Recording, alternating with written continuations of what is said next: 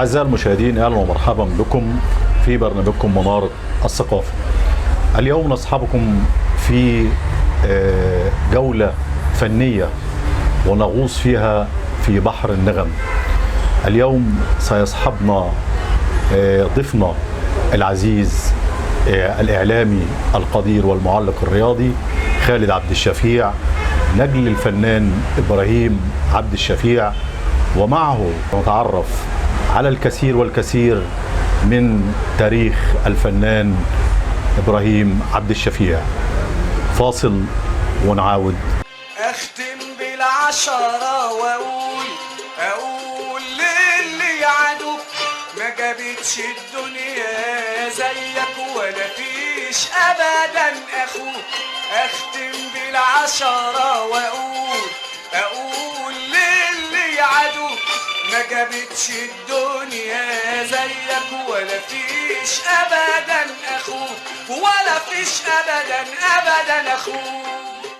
تفاح الشام في خدك والسنة يا حلو لولي والباروتين شفايفك دول لما يضحكولي.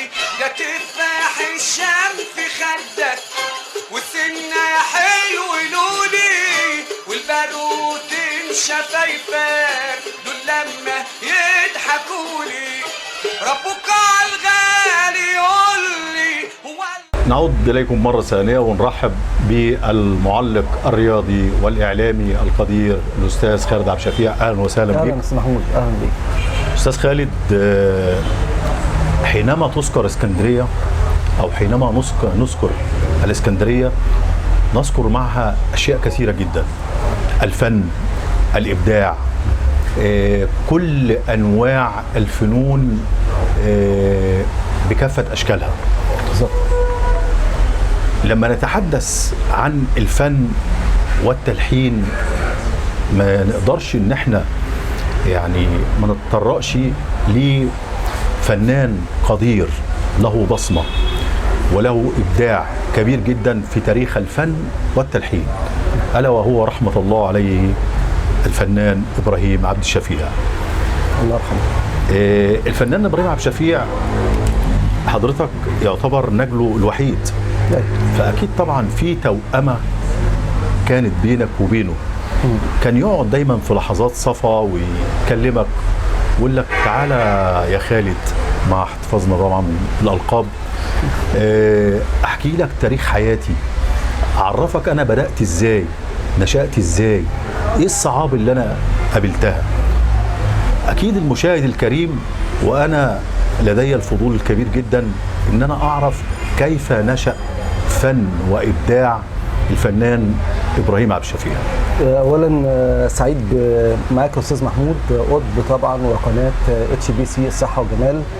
القناه اللي انا بحب اروح لها برضو من وقت للتاني لما ببقى في البيت يعني. فاحييك على برنامج مناره الثقافه واتمنى لك ان شاء الله كل التوفيق من خلال مناره الثقافه، لان انت اكيد برنامج ليه جمهور في مصر وفي كل الوطن العربي يعني. شكرا. فدي في البدايه يعني. اولا بابا الله يرحمه ابراهيم عبد الشفيع فنان كبير واب عظيم بالنسبه لي يعني. هو كان يحبني جدا وانا كنت بحبه جدا جدا. فالوالد ابراهيم عبد الشفيع من الفنانين القلائل اللي هم اعتمدوا على الله اولا ثم على جهوده او على جهده وعلى نفسه. ما كانش فيه واسطه معاه على فكره. يعني الشهره اللي عملها بابا ديت يعني عملها بمجهوده وبعرقه زي ما بيقولوا يعني، وطبعا بالتوكل على الله في البدايه. وكان ما كانش معاه سبورت او داعم او الى اخره يعني. هو الوالد بدا حياته الفنيه بالصدفه يعني، من مشكله عائليه كده يعني. والدي او جدي يعني الله يرحمه كان راجل غني او ثري، ولكن حصل ضرب معاه في الحياه فاصبح فقير. بعد ما كان ثري اصبح فقير. تغير الحياه من كده لكده وفقير جدا. كانوا قاعدين في غربال في بيت يعني يمكن يكاد هو من البيوتات او المنازل القليله جدا في غربال اللي فيها نور، في شارع يعقوب في غربال. يمكن حاجه كبيره جدا. كان اللي في الثلاثينات. طبعا البيت اللي فيه نور ده يبقى بيت عز يعني. وكان بيت عز فعلا، ولكن حصل ضرب مع جدي الكبير، ابو جدي الكبير اللي هو ابو جدي. فطبعا وجدي ده كان مدلل اللي هو والد بابا، وكان راجل طيب قوي على فكره، ولكن كان مدلل. ولكن لما حصل الفقر ده حصل انعكاس نفسي، تاثر نفسيا بهذا الفقر او بهذا الفقر. فاتنقلوا من غربال الى منطقه سفر هنا اللي بعد بكوس على القطار كده، قعدوا فيها. الكلام ده في نهايه الثلاثينات. والدي مواليد 36. فطبعا اللي شال الليله بعد كده والدي بقى، وهو طفل صغير يعني، من بعد ما بقى عنده 12 سنه بقى هو شايل الموضوع يعني. اشتغل في شركه ازاز لدرجه ان والدي في صبعه هنا اتقطع، الحته دي اتقطعت عنده هو في حته خراطه كده او حاجه، وطفل مش فاهم حاجه، هو بيشتغل. طلعوه من المدرسه عشان يشتغل ويجيب فلوس يعني. وكان هم كتير بقى، بابا وليه اخوات كتير يعني، في رحلوا يعني الله يرحمهم. متبقي دلوقتي يعني 2 عمات او 3 عمات و2 رجال، وهم كلهم كبار برضو، ربنا يديهم الصحه والعافيه. ربنا يديهم الصحه. ورحل 4 بما فيهم بابا، فرحمه الله عليهم جميعا يعني. فوالدي في ليله من ذات الليالي كان جدي بقى فوق عنوان غضبه مع جدتي، فطلع غضبه في مين؟ في والدي انا. فالغضب ده انعكس على بابا، فمشي في حته ضلمه كده زيه زي اي شاب حصل خلاف بينه وبين والده فساب البيت. هيعمل ايه؟ وبعدين عمره ما غلط في ابوه يعني. يعني ابوه كان مثلا يضربه باي حاجه ما يغلطش، كان الاحترام موجود، ما يغلطش ابدا على الاطلاق، مفيش غلط. وكان بيحترم ابوه جدا. والاخر لحظه يعني انا بحكي لك وقائع، انا مش عارف كنت حكيت الوقائع دي ولا، ولكن انا بحكي لك ازاي كانت بدايه ابراهيم عبد الشفيع. ده مشوار كل المبدعين والفنانين اللي هم ابدعوا في مجالهم، تعرضوا لحاجات كتيره جدا، ولكن بنفس الشكل. استاذ محمود انا بحكي لك وقائع فعلا حصلت يعني. فالوالد مشي في القطر، بعد القطر عزبه بقى وغيطان مش عارف حاجات كده، حتت صعبه جدا يعني. فلقى فرح شغال كده، فدخل في الفرح وهو صغير، فغنى. فقال للمتعهد انا بغني صوتي كويس يعني، فقال له اطلع غني، اطلع في الفاصل ده يعني غني. فعجب الناس قوي، وقال له انت هتبقى معايا من بكره. الكلام ده سنه 48، كان والدي عنده 12 سنه. 49 13 سنه حاجه كده، اعطى له يوميها غالبا 15 قرش. يعني دي موهبه اصلا كامنه في داخل رحمه الله عليه الفنان ابراهيم عبد الشفيع. غالبا 15 قرش او يعني اكتر من نص ريال، ده كان ياما قوي على فكره. بس كان لهم قيمه. يعني القرش ما كانش بيخلص. طبعا. الجنيه ما كانش بيخلص. يعني القرش ساعتها كان ليه قيمه يعني. قيمه وضع. فبابا تحصل على الفلوس بقى سعيد قوي، قال له بكره معاك. واشتغل كمان، قال له انا عندي كمان فرقه حسب الله، هتشتغل انت بالليل معايا في الافراح، واحنا في الزفه قبل الفرح هنستعين بيك اللي هم بيعملوا البتاع كده دي زي موسيقى حسب الله. حسب الله هي كانت فرقه اسمها حسب الله غالبا.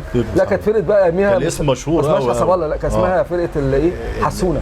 كان اسمها حسونه حاجه كده. كويس انت متذكر الاسامي انا قاري التاريخ يعني، وبابا حكي لي يعني. كان يمشي قدام كده يعمل بتاع، هو بابا كان صغنطوط كده وحلو يعني، يمشي بتاع. وبعد كده بالليل يروح مغير اللبس اللي هو بتاع الحسونه ده، ويلبس لبس الغنى بقى، يلبسه هو الراجل لبس كويس. والراجل كان معتني بيه واحتضن بابا بقى، حب بابا قوي، هو اعجب بصوته، حبه قوي بقى. وبقى يلفوا بقى اسكندريه، ويروحوا دسوق، ويروحوا دمنهور، وكفر الشيخ. لفوا كتير قوي حول في وجه بحري يعني. منطقه بحري، وكفر الشيخ دي بالذات خدت من بابا رئات يعني. فلفوا، ويا عيني كل ما يكسب فلوس يروح عطيها لمين؟ لجدتي، لان كان حاله صعبه عشان هي اللي ماسكه البيت. كان حنين قوي على الاسره ويحب يدي الفلوس عشان خاطر برضه ايه، هي تشيل البيت يعني نفهم ان هو برضه في بدايه نشأته. فدي كانت صدفه يعني، تحول الغنى الفن ده جاب محض الصدفه. قد يكون ده جدي خدم بابا كده عشان ربنا رايد ان هو يظهر موهبته. جدي هو اللي خدم ابويا بتاعته. طيب احنا عايزين برضه نتطرق لنقطه برضه مهمه جدا. طيب في وسط الاسره رحمه الله عليه الفنان ابراهيم عبد الشفيع، كان تعامله في وسط الاسره وانتوا كاسره مع بعض ازاي؟ هل تعامل كان يظهر فيه النوع الفني والاجتماعي؟ يعني احكي لنا كان تعامله ازاي في وسط الاسره معاكم؟ لا كان بابا اولا كان بعد شهرته بقى والوضع حنين علينا. كان حنين علينا قوي قوي الحقيقه يعني. والله هو كان حنين قوي، وكان بيخاف علينا من اللي هو عاشه واللي هو مر بيه يعني. من تجربته. من تجربته كان بيخاف علينا. هو قال لي بلاش تدخل في ايه، في الوسط الفن ده وسط مش حلو يعني، ما تخشش فيه. فبعدني عن الوسط ده خالص يعني. رغم ان انا كان صوتي كان كويس قوي، ولو هو قدمني كنت هنجح، لان انا يمكن من منطلق احساسه ان هو عانى في المراحل الاولى من تاريخ حياته، مر بالتجارب الصعبه دي. لكن هو في الاخر وصل لقمه الابداع اللي هو فيها، لدرجه ان انا غنيت في فرح يعني. فكان موجود الاستاذ محمد زكي ملاح، ده كان مش عارف هو او ابراهيم زياده، حد لا اسمه ابراهيم زياده، كان شاعر. سمعني وانا بغني بقى فرحان قوي، بغني في فرح، بغني ياما اغنيه عبد الحليم جانا الهوى وبتاع. فكان رايح لسيد مكاوي، فقال له ده ابن ابراهيم عبد الشافي، قال له صوته حلو جدا، ده خلي ابوه يقدمه، الولد ده هينجح. الكلام ده سنه كام؟ سنه 97. فبعد كده توفى سيد مكاوي الله يرحمه. الله يرحمه. فانا ما كنتش، انا كده كنت شغال في قناه 5 وقتها يعني، ما كنتش غاوي ابقى بروفيشنال في الطرب يعني. تمام. فالوالد كان بيخاف علينا من حته الاحتراف في الفن، لان ملوش امان. الفن هو بابا بيقول كده، الفن ملوش امان يعني. ممكن يبقى في يوم بابا كان بيغني افراح ياما على فكره، من اكتر الناس اللي غنت افراح في اسكندريه. ما بيجيش فرح فهو ما هي شغلته. ايوه. ممكن يبقى مش موظف يعني، هو مش موظف، فممكن ما يبقاش في فرح مش هيلاقي ياكل. يعني الفنان في شغل افراح مش هيلاقي ياكل. بس مسيره الفنانين كلها فكان حريص مر بنفس الفكره يعني. مثلا لو نشوف الفنان اسماعيل ياسين، مر بمراحل صعبه جدا، الختام كان صعب قوي ومراحل قاسيه، وصل لاعلى القمه الفنيه طبعا. وهكذا الفنان محمد فوزي، فنانين كتير جدا مروا بالحاجات دي كلها. قبل ما ننتقل للجزئيه الثانيه من سيره حياه الفنان ابراهيم عبد الشفيع، خلينا ناخد فاصل.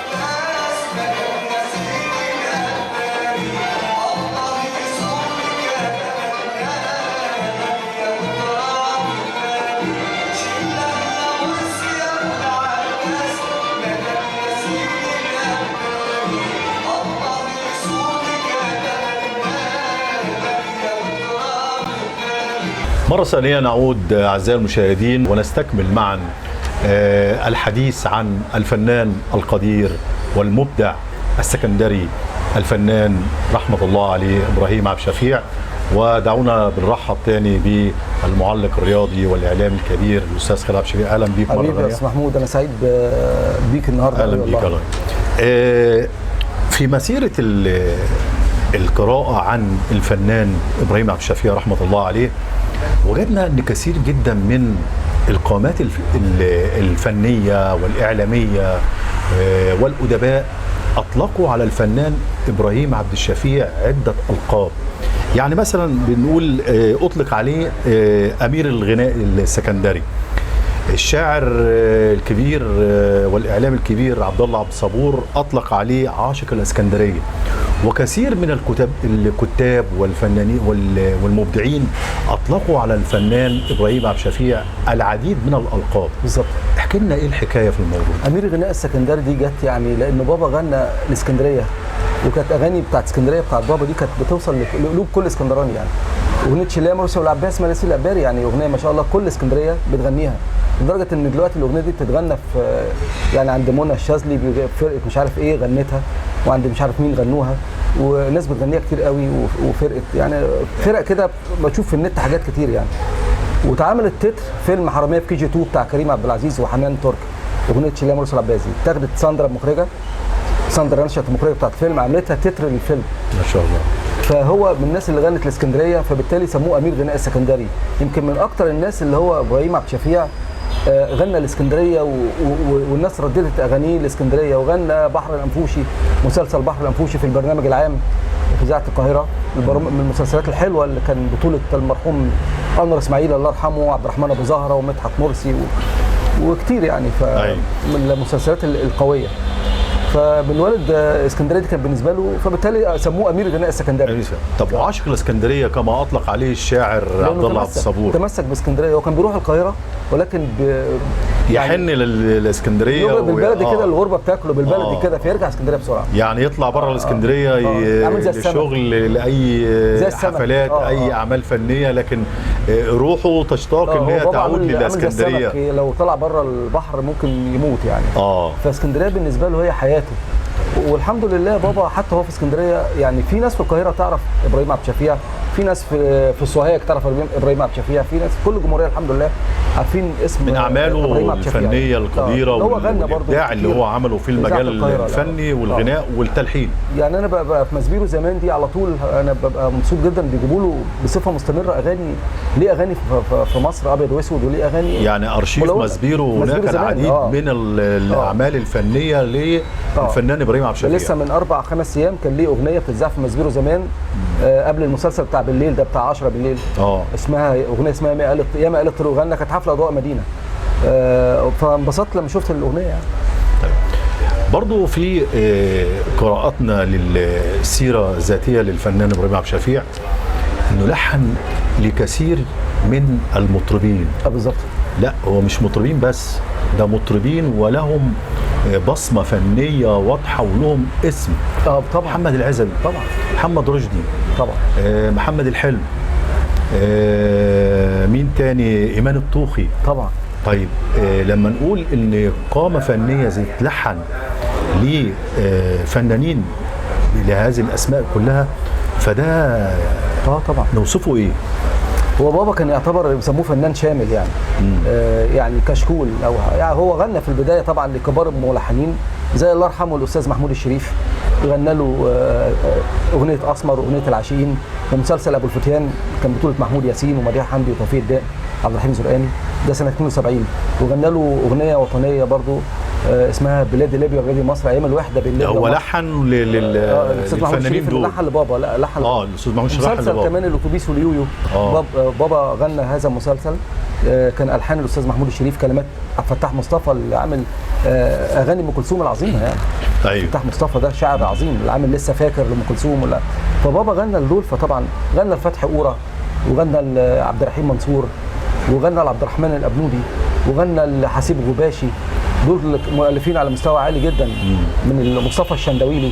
احنا بنقول شلاه مرسي ابو العباس، بابا هو اللي غناها برضه. شلاه مرسي ابو العباس دي لحن وغناء بابا، وكلمات امين قعود. لحن وغناء. لا شلاه مرسي دي بتاعت بابا، الحان وغناء ابراهيم عبد الشفيع، كلمات امين قعود. ايه تاني خلاف الاغاني يا اخي؟ وغنى اول دخولنا الجنينه تبسم الياسمين، مؤتمر رايحين اشتكى، دي كلمات احمد ملوخيه والحان محمد غنيم، الاغاني الحلوه المشهوره برضه، اغنيه اول دخولنا الجنينه.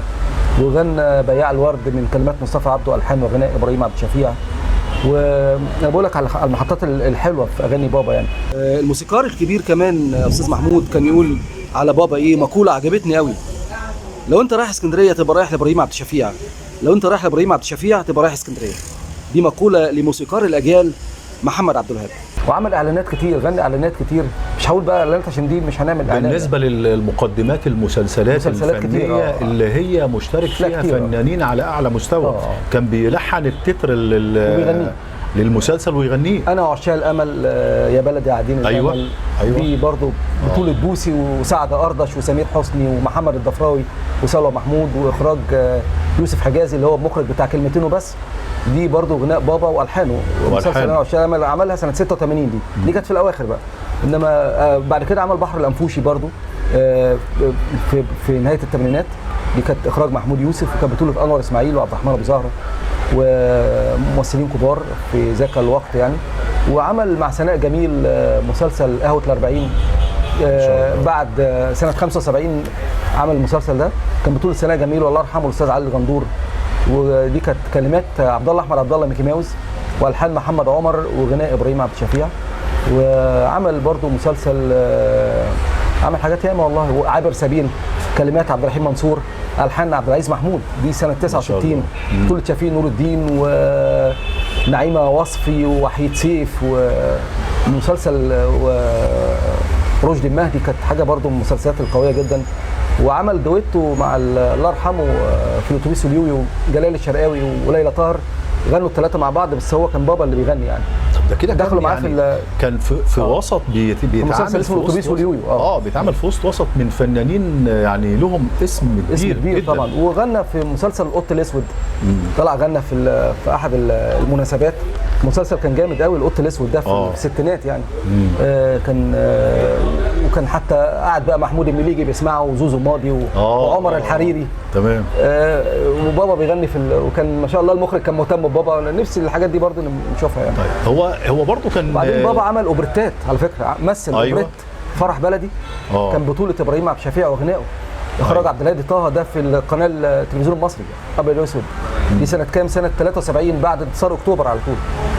وفي الستينات بمحض الصدفه عمل سيد درويش في افتتاح مسرح سيد درويش، لان كان المفروض يجي يعمل الدور ده، جاله حاله وفاه تقريبا والده او اخوه او حاجه من ذاك القبيل، فما جاش فبابا انقذ الموقف وعمل الدور على اعلى ما يكون. وهو اليوم ده اللي اتصور وهو مع بابا، عمل اليوم ده بس وما عملش اليوم تاني. عمل سيد درويش وغنى لسيد درويش وكان التمثيل اياميها ايه بقى؟ مفيش سكريبت، مفيش بتاع، كان بيمثلوا كده على طول على المسرح وكل الجمهور حاضر.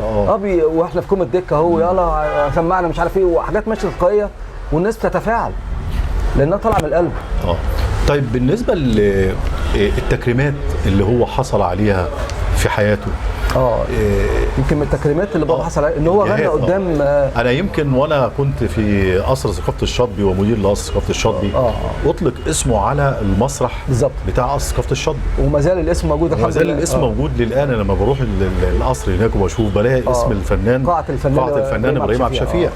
اطلق له على شوارع من شوارع اسكندريه، شارع في سموحه قدام جرين بلازا، طبعا في شارع في سموحه باسم الفنان ابراهيم عبد الشفيع، شارع الفنان ابراهيم عبد الشفيع، شارع شارع. طيب هو برضو شهرته كانت جت ظهرت في وقت مع التلفزيون طبعًا. مع الموسيقى العربيه طبعا كان هو من ضمن اعضاء فرقه الموسيقى العربيه. لا هو ما كانش عضو فيهم خالص. استاذ عبد الحليم نويره الله يرحمه شاف بابا بيغني في حفله في نادي الترسانه. على فكره بابا اتظلم في حفلات كتير، كان بيتحط في الحفله واتشال من غير مناسبه كده. الحفله دي الحمد لله ما اتشالش سنه 83. طب ده راجع مثلا كان فيها ورده وكان فيها سيد مكاوي وكان فيها مش عارف مين، فغنى في الحفله ديت. وعبد الحليم نويره سمع بابا في الحفله وقال له انا عايزك ضيف الشرف معايا في الموسيقى العربيه في حفله الخميس اللي بعد الجاي في مسرح السيد درويش في الهرم. عشان ايه؟ عايزك تغني معايا وفي تقطوع معينه او موشح معين تقوله. بابا قال له تحت امرك. قال له ده انا كنت اتمنى اشارك مع حضرتك، ده انت مايسترو وعبد الحليم نويره. طبعا ده انت عارف ده زوج مين؟ زوج سكينه السادات، اخت المرحوم زعيم الراحل انور السادات. فالمهم الاستاذ عبد الحليم نويره شاف بابا في الحفله قال له انت كنت احسن واحد في الحفله دي، انت مش ممكن. لدرجه ان بابا في موال قاله وخرج عن الميكروفون كده، اندمج في الموال وصوته طالع منجلي، حتى صوته سمع في البتاع، لدرجه ان قالوا له قاعد. كان حفله بقى كانت من الحفلات الموجوده وبيذيعوا منها ساعات حاجات يعني في التلفزيون. احنا مش عارف ان انا يعني لو اخدني الوقت ممكن اقعد اطرح على حضرتك مئات الاسئله. لا ده في حاجات كتيره عم مئات الاسئله فعلا اللي بتدور جوايا لفنان قدير على قدر كبير جدا من الفن والاحساس والخلق الدسم. كان دايما لما يقعد معايا لا احس بيه وهو قاعد ولا احس بيه وهو ماشي. تمام. بصدق هو كان والله. يقول لي الاستاذ محمود قطب بصدق والله مدير يعني صدقني. مدير الثقافه عندنا. الاستاذ محمود قطب ده من الناس اللي على خلق عالي، والناس الله يكرمك. الراقيه، والناس الكلاس يعني. ان حضرتك فعلا كان بابا يحبك جدا. ولكن وانت حضرتك يعني بتطرح معايا وبنتداول الذكرى الثانيه لرحمه الله عليه الفنان ابراهيم عبد الشفيع، بقول انا احساسي وانت حضرتك بتتكلم ان ربنا عوض صبره خير زي ما بيقولوا. يا رب يا رب. عند حسن تعب في بدايه حياته، تعب جدا، شقى كتير، شقى كان هناك صعاب كثيره جدا فعلا. كثيره جدا بتقابله وهو بيطلع السلم قابلته، ولكن احنا بنقول بنبارك لك في لمدى الانجاز والفن الراقي والغناء والصوت العذب اللي هو الحمد لله. انا بمشي في الشارع يا استاذ محمود، ناس تقول لي انت الله يرحم ابوك. ذكرى واضحه يعني وكلام الناس عنه بتحبه الحمد لله يعني. كلام عنه واضح الحمد لله.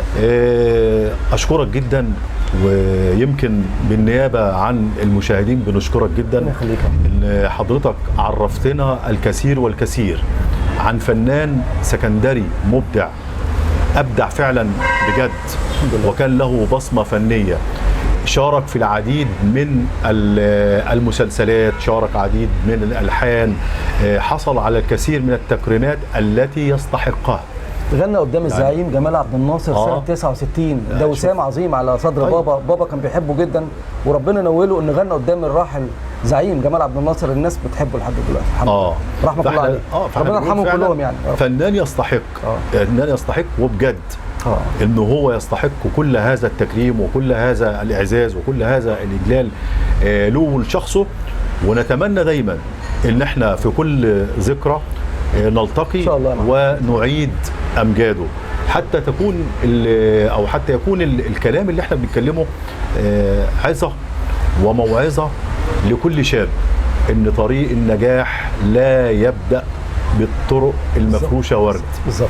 لا، لازم تشقى، لازم تتعب، لازم هتلاقي صعاب وانت بتتقدم، ولكن خلي في نفسك اصرار قوي وجامد ان انت عايز توصل. ولنا في الفنان ابراهيم عبد الشفيع كل العظه. لا يسعني الا انا اتوجه لك بالشكر على هذا اللقاء الجميل، وبشكرك وبشكر كل الاسره، وكل التعازي بالذكرى الثانيه للفنان ابراهيم عبد الشفيع.